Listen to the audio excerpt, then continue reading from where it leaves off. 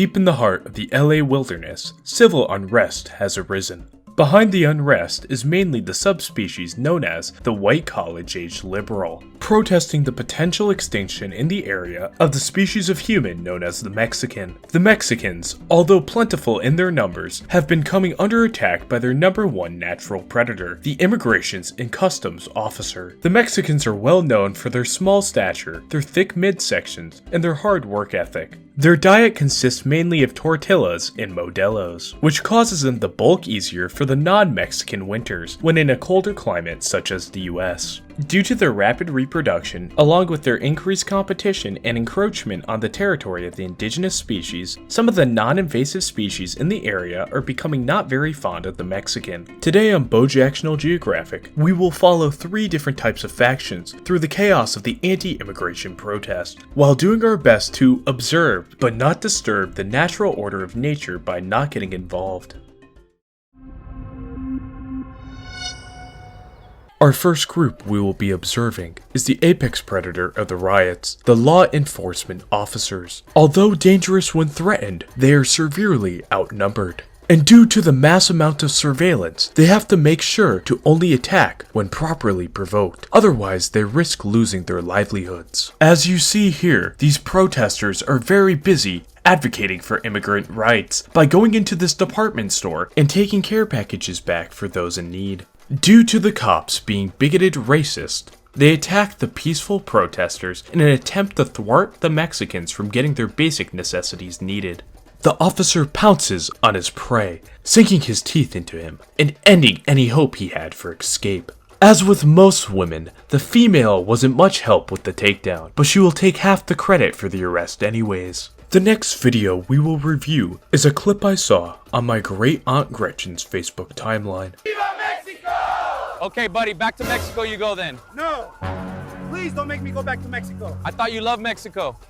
Wow, this is beautiful peak journalism. The cameraman was perfectly able to capture this exchange for the exact moment when the officer would get a hold of the suspect, which causes a fight or flight reaction from the perpetrator, making the man submit to the alpha of the food chain. On the other side of town, a mob of protesters have surrounded and cornered a gang of officers. Although severely outnumbered, this is where the police officer can be the most dangerous. Despite the other officers acting in a more passive manner, as we can see here, the leader of the pack, identified by his bushy mustache, seemingly takes charge by unleashing a can of whoop-ass towards the first brown individual who even thinks of looking in his direction. Though aggressive in his approach, the officer was only bluff charging, intimidating the mob, causing them to retreat and allowing them to loot and riot another day.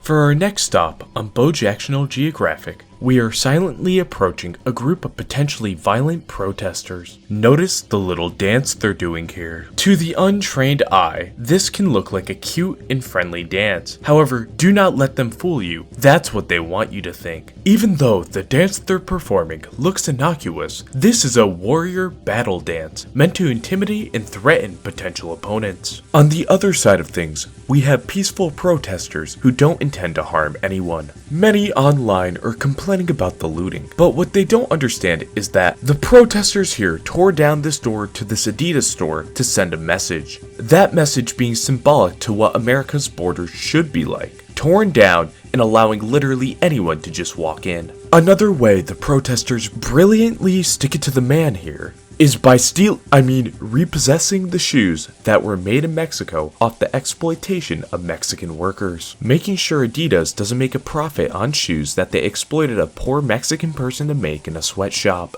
If you still don't believe me that these protests are mainly peaceful, I want you to take a look at this clip from friend of the Chef Bojack Experience show, Jimmy Fallon. We have a full house tonight, as we always do here at our studio in Hollywood, which might be surprising for those of you in other parts of the country who've been watching cable news and believe this city is some kind of totalitarian hellscape right now. It most certainly is not.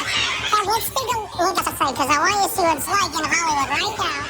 I'm very angry, I have to say. I cannot believe what's going on. I knew it was going to be bad. I did not know it was going to be this bad. People who've lived here their whole lives, people who've been in this a city longer than I have, being abducted, which is the correct word to use, by agents. And to protest that, which is not only our right as Americans, it's our responsibility, Los Angelenos have been gathering to demonstrate, with very few exceptions, peacefully demonstrate, to voice their opposition to this disgusting and unnecessary abuse of power instigated by our mentally ill president. I mean, Stephen Colbert was completely right here when he said there's no rioting whatsoever happening from this protest. The fight has become so oppressive that the freedom fighters now have to cover their faces due to fear of persecution. The fascist pigs have destroyed all their resources, completely crippling their encampments. Supplies has become so scarce at the camps that our liberty enthusiasts have to resort to drinking non-water-based substances from empty bottles of the Mexicans' favorite drink. This is America, ladies and gentlemen. Saving the least noteworthy individual for second to last because last place would be too noteworthy for him. In a very unusual scene, we have the unemployed Twitch streamer known as Hasan Peanut Head Piker outside his natural habitat of his bedroom. Standing at 190 centimeters tall, Hasan is a giant amongst the dwarfs orbiting him, known as his audience. Despite his grandiose stature, the wild young Turk has very petite feet, which allows him to silently avoid predators such as his arch nemesis, Samuel Whitcomb Hyde. And due to him being in a foreign environment, Hasan's guard is up because he may have to use his evasion abilities to avoid potential conflict, because after all, he does not do very well in confrontation. After a long day of performative activism and throwing girly kicks, Hasan needs to fuel himself and heads to the local ice cream shop to get himself a sweet treat, ending his treacherous journey outside of his LA mansion. Now that we're done talking about imitation reporters, let's see what the actual reporters have to deal with on the ground. Here we are watching a beautiful Australian specimen by the name of Lauren Tomasi. It's hard to keep your eyes off such a beautiful specimen like this reporter, and apparently this officer here seemingly agrees because he locks eyes with her buttocks and fires a rubber bullet at her in an attempt to gain the Australian maiden's attention. The rubber bullet the officer fired would hit Tomasi right in the middle of her thigh. And as any Australian would, she instinctively starts jumping around like a kangaroo. If the officer was successful in his attempt to court her and get inside her kangaroo pouch is unknown. However, we could infer from the woman's natural body language she was not very thrilled with the advance. And as she bounces out of frame, dignity bruised, but camera still rolling, we are reminded that, in the wild, sometimes the greatest threat to the ecosystem is not always the Mexican. Reporting live from Bojacktional Geographic, Melvin Schmelving, signing off.